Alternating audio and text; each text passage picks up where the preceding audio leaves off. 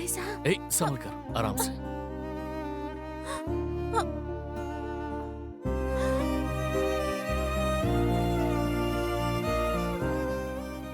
तुम्हारे सिर में कील घुस गई थी, इसलिए हॉस्पिटल लेकर आया। ये सब बात छोड़िए बड़े साहब, पहले मुझे ये बताइए, मेम साहब आई थी ना, क्या हुआ?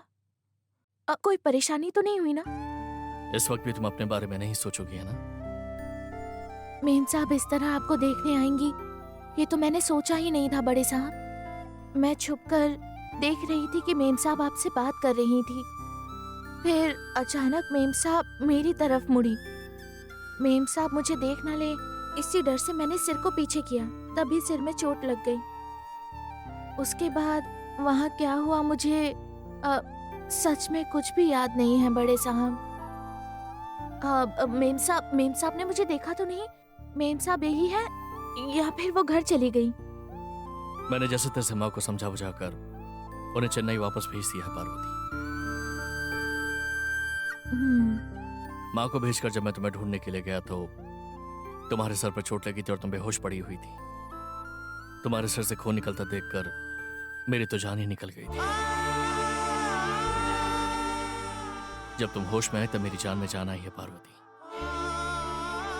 मैं तुमसे 1300 किलोमीटर दूर रहने के बावजूद जब मुझ पर मुसीबत आई तो तुमने आकर मुझे बचाया, लेकिन तुम्हारे मेरे पास रहने के बावजूद भी ये सब हो गया। चिंता मत करो बड़े साहब, मुझे तो कुछ भी नहीं हुआ ना, आपने मुझे बचा ही लिया। आइए doctor.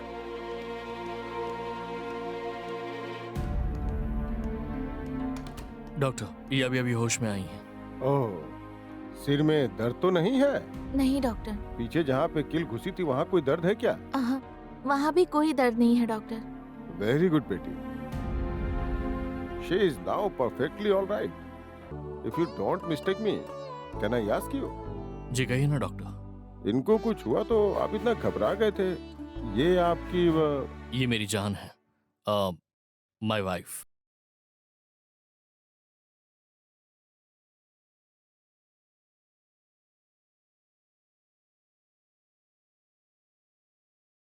Oh, I understand. Congratulations. Thank you.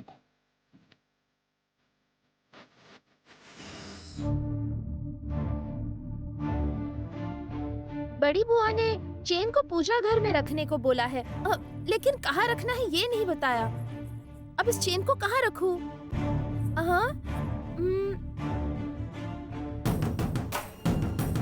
हाँ,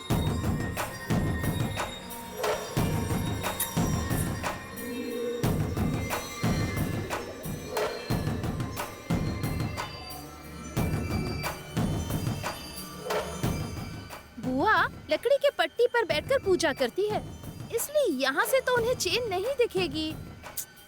ऐसे रखूंगी कि बुआ को नजर आए।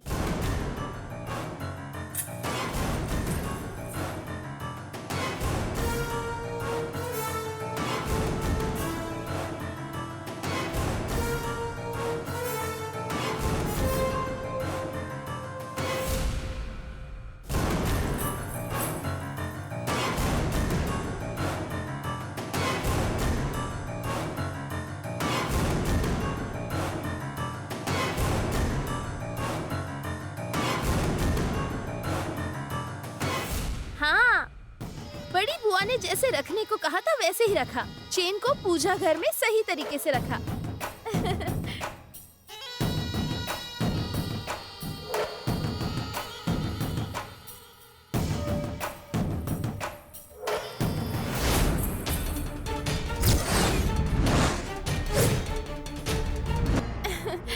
बुआ, जैसे कहा गया था ना, मैं वैसे ही पूजा घर में चेन को रख कर आ गई।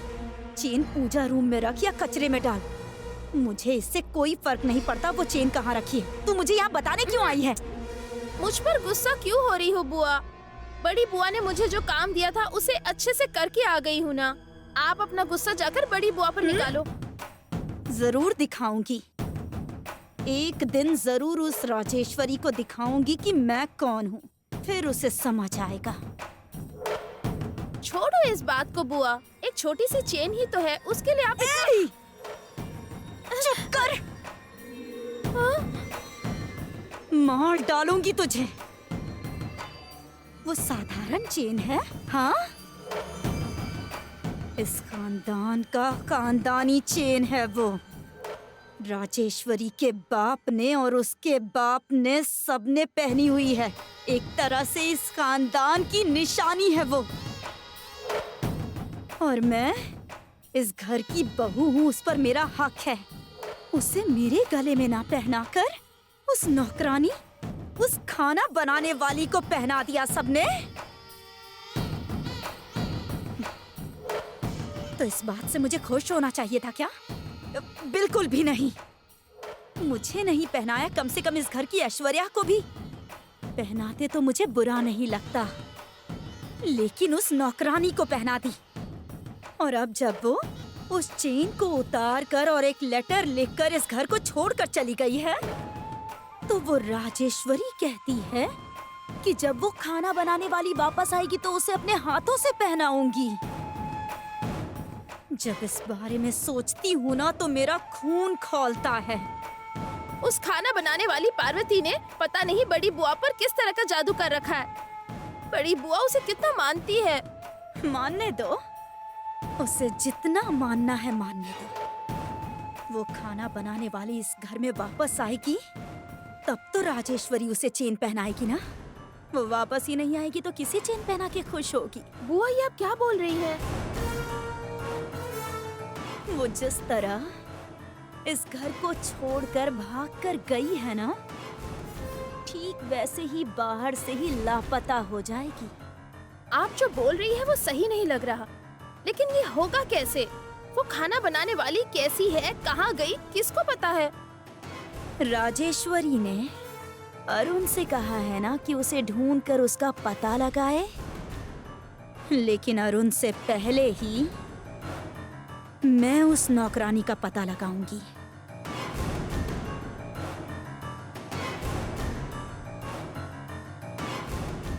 और पता लगाकर उसे हमेशा हमेशा के लिए गायब कर दूंगी।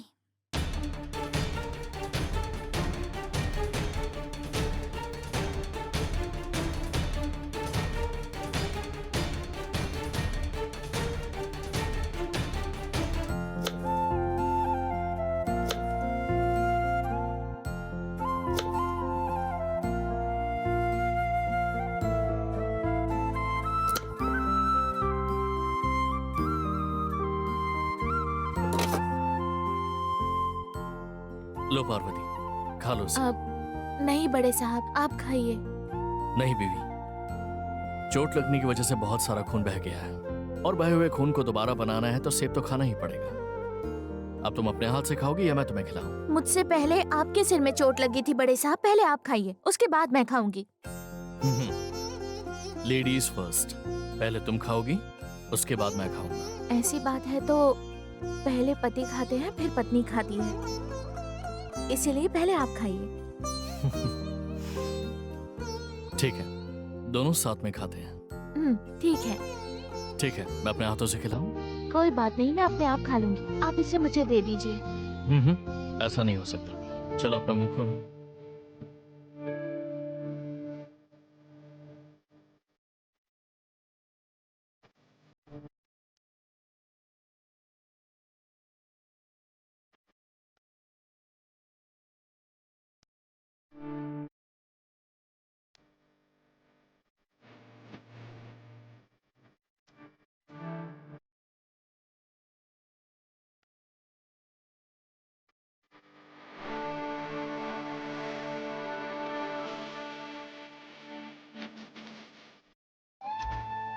एक्सक्यूज मी, आइए डॉक्टर।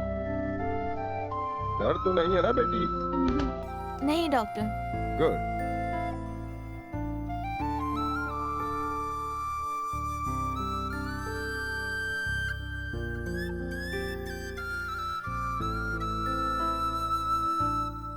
Okay, no problem. अब डिस्चार्ज कर सकते हैं ना डॉक्टर? श्योर, डिस्चार्ज कर सकते हैं। मिस्टर आदित्य, आपको एडवाइस देने की जरूरत तो नहीं है। इनके सिर में जो चोट है वो सही होने तक इनकी माँ की तरह देखभाल करनी होगी। श्योर डॉक्टर, इनका ध्यान रखिएगा। Okay doctor. ओके। इसका मतलब डॉक्टर ने जाने के लिए कहा ना, चलते हैं। रुक जाओ। क्या पार्वती, क्या कर रही हो? बस बिस्तर से नीचे उतर रही हूँ। हाँ, उतर कर चलकर जाने वाली हो क्या? ऐसा नहीं हो सकता है। मैं तुम्हें चलने नहीं दूंगा, मैं उठा कर ले चलता हूँ। आ जाओ। ऐसा मत कीजिए बड़े साहब, मैं खुद चलकर चली जाऊंगी। मैंने कहा ना ऐसा नहीं हो सकता, मैं तुम्हें चलने नहीं दूंगा। यहाँ से कार तक मैं तुम्हें उठा कर ले जाऊंगा। क्या बड़े साहब, आप इस तरह जिद कर रहे हैं? कोई देखेगा तो क्या सोचेगा? मैं तुम्हें सिर्फ कार तक ही उठा कर ले जा रहा हूँ। अब मैं तुम्हारी एक नहीं सुनूंगा, तो मेरी बीवी को बात माननी पड़ेगी।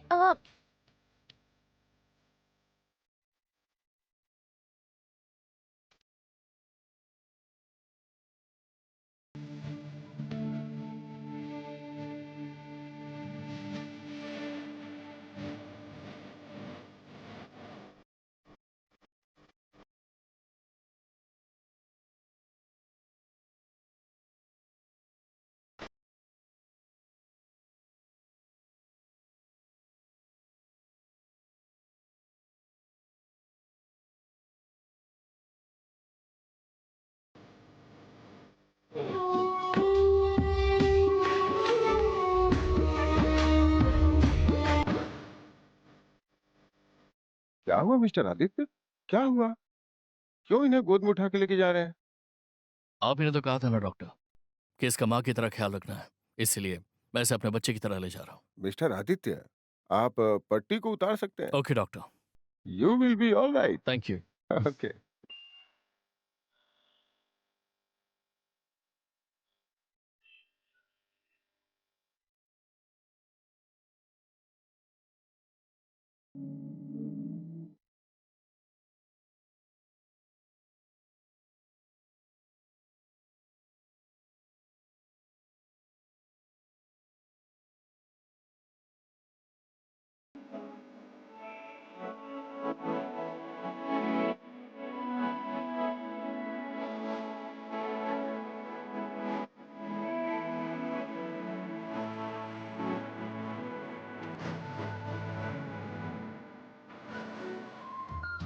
आदि, क्या हुआ पार्वती को?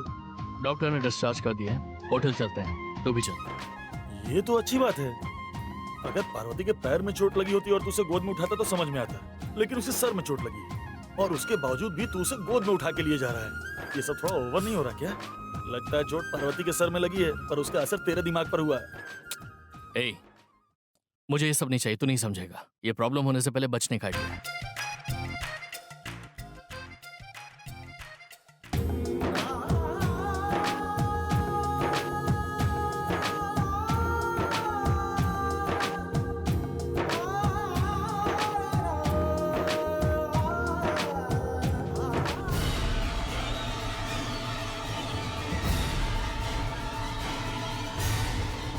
आदि और पार्वती मुंबई में है। तुरंत बुआ को फोन करके बताना चाहिए।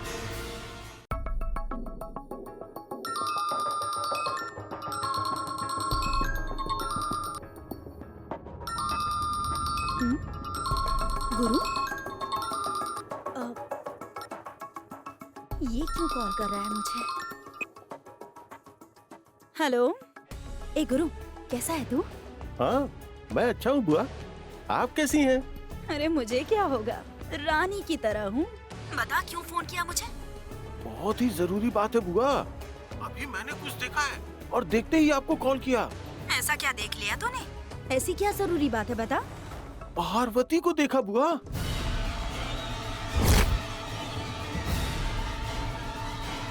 गुरु, ये क्या बक रहे हो तुम? पार्वती को देखा? ए, शराब पीकर बक तो नहीं रहे हो? सच में पार्वती को देखा क्या?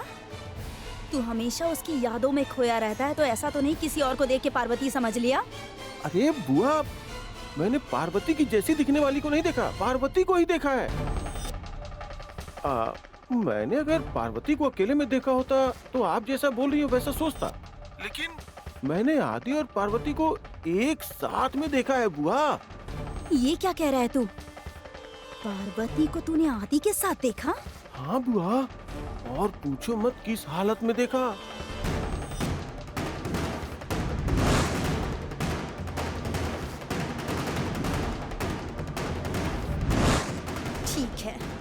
उस आदि और पार्वती ने तुझे भी देखा क्या? नहीं नहीं, उन्होंने मुझे नहीं देखा बुआ। अच्छा बुआ, पार्वती मुंबई क्यों आई है? ब्रांड एम्बेसडर बनकर आई है या आदि का ध्यान रखने के लिए नौकरानी बनकर आई है? कुछ बनकर नहीं गई है वो इस घर से चुपके से भाग कर गई है।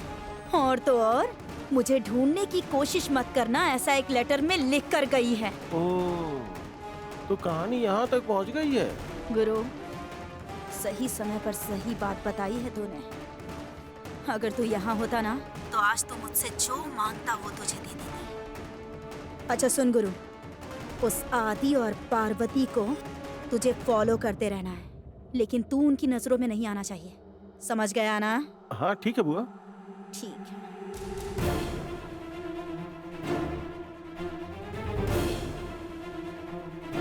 छी! इतनी भोली बनके लेटर लिखकर यहाँ से भाग के अपने प्रेमी से मिलने गई है। तेरा सारा प्यार का बुखार उतारती हूँ, दोबारा ऐसा करने से डरेगी।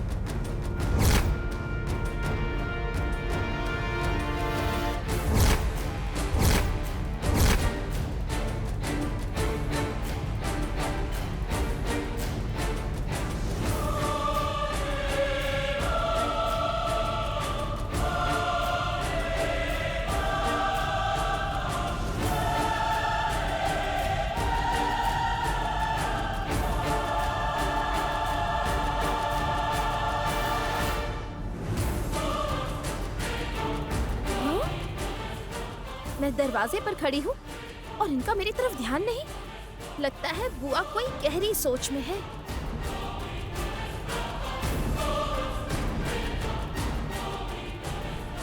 बुआ, क्या हुआ बुआ? मैं दरवाजे पर खड़ी थी और आपका ध्यान नहीं था। देख रही हूँ आप बहुत टाइम से कुछ सोच रही हैं। आखिर बात क्या है? बस उस खाना बनाने वाली के बारे में सोच रही हूँ। ओह, उसे इस घर में आने से कैसे रोकोगी, यही सोच रही हो? सुनो बुआ, पार्वती कहाँ है? कुछ पता चला आपको? वो अभी मुंबई में है, आदि से मिलने गई है। क्या बोल रही हो बुआ?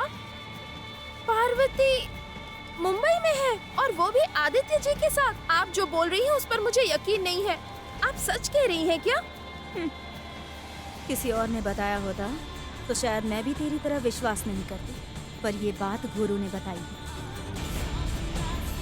उसने अभी अभी पार्वती और आदि को मुंबई के एक हॉस्पिटल में देखा है, पर उन दोनों ने गुरु को नहीं देखा। वो खाना बनाने वाली कुछ नहीं जानती ऐसे मासूम बनकर आदित्य जी से मिलने मुंबई तक पहुंच गई। वो कोई मासूम लड़की नहीं है, सब कुछ अच्छी तरह से प्लान करके गई है वो। इसका मतलब पार्वती लेटर लिखकर कहीं और नहीं गई, आदित्य जी से मिलने मुंबई गई है। सुबह तक तो यहीं पर थी और अब वो मुंबई में है। जरूर फ्लाइट में गई होगी। हाँ उमा, बिल्कुल सही कह रही है, वो फ्लाइट से ही गई होगी। उसने ये सब कुछ सोच समझ के प्लान करके किया है, लेकिन उसे फ्लाइट की टिकट किसने लेकर दी होगी? आदित्य जी ने तो वहाँ से टिकट नहीं भेजी होगी, जरूर अरुण ने ही इंतजाम कर दिया होगा। हाँ हाँ हाँ उमा, तू एकदम सही बोल रही है, ऐसा ही हुआ होगा।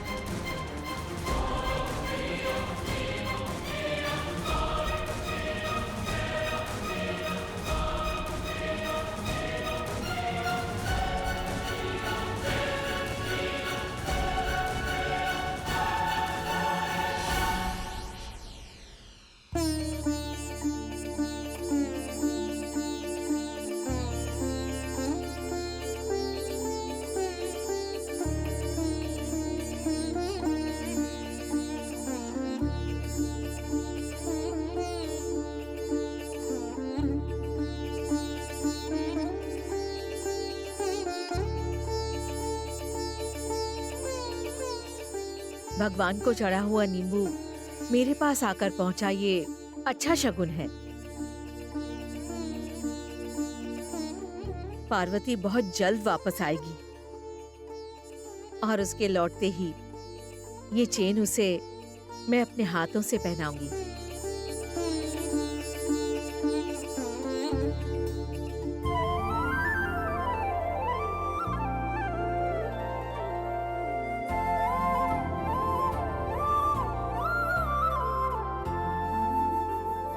पार्वती मुंबई में आदित्य जी के साथ है। हम ये बात जाकर बड़ी बुआ को बता देते हैं। जब उन्हें पता चलेगा तो वो पार्वती को घर के बाहर फेंक देंगी और हमारे प्लान के मुताबिक पार्वती घर में वापस नहीं आ पाएगी। अपना मुंह बंद कर। मैंने अगर ये बात राजेश्वरी को बताई ना तो वो उल्टा मुझ पर ही गुस्सा करेगी। मैं जानबूझकर उस खाना बनाने वाली से जलन के मारे ऐसा कह रही हूँ, कहकर सारा गुस्सा मेरे ऊपर ही उतार देगी वो राजेश्वरी। कितनी अच्छी प्लानिंग होगी, क्योंकि राजेश्वरी आदि को देखने मुंबई गई थी और आदि ने राजेश्वरी की नजरों से पार्वती को छुपा दिया होगा। तभी तो राजेश्वरी को कुछ पता नहीं चला। और अब राजेश्वरी यहाँ है, हम उसे कहेंगे पार्वती मुंबई में है, तो वो यकीन क्यों करेगी? तो अब हम क्या करें बुआ? पार्वती इस वक्त आदित्य जी के साथ मुंबई में है, ये बड़ी बुआ को नहीं बताएंगे क्या? बताना है उमा, लेकिन उसके पास जाकर बताने से बेहतर है रंगे हाथ उन लोगों को पकड़वाना होगा। पर उसके लिए सबसे पहले कोई प्लान बनाना होगा। बहुत अच्छा बुआ, हमारे बोलने से अच्छा है कि बड़ी बुआ ये सब खुद अपनी आँखों से देख ले। क्या करना है बुआ? वही तो सोच रही हूँ मैं। तू भी जरा दिमाग लगा ना। जब तक मैं कुछ खा न लूँ ना, मेरा दिमाग काम नहीं करता। मैं किचन में जाकर कुछ खा कर आती हूँ। छी, इसे खाने के सिवा कुछ सूझता ही नहीं।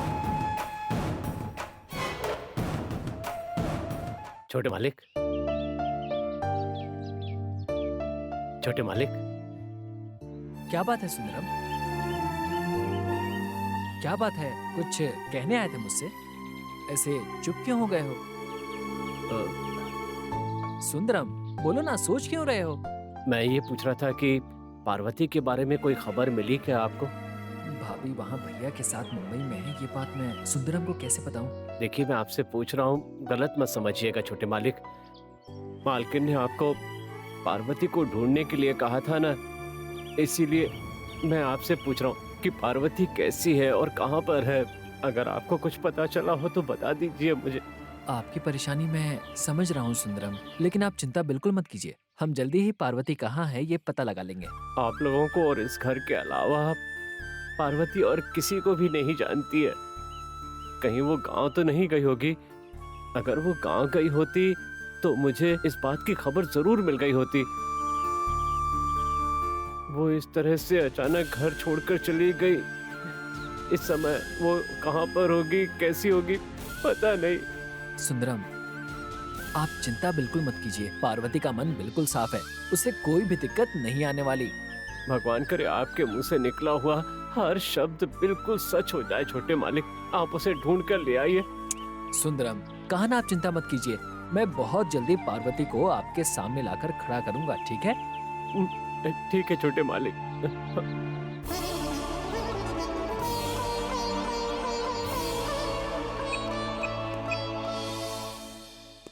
हेलो अरुण, माँ आ गई क्या? हाँ भैया, माँ वापस आ गई हैं। भाभी कैसी हैं? और माँ को आपने वहाँ कैसे संभाला? तू मुझसे क्यों पूछ रहा है? माँ अचानक आकर खड़ी हो जाएंगी, मैंने ऐसा सोचा ही नहीं था। यहाँ बेचारी पार्वती को भी चोट लग गई। क्या भाभी को वहाँ चोट लग गई? ये क्या कह रहे हैं?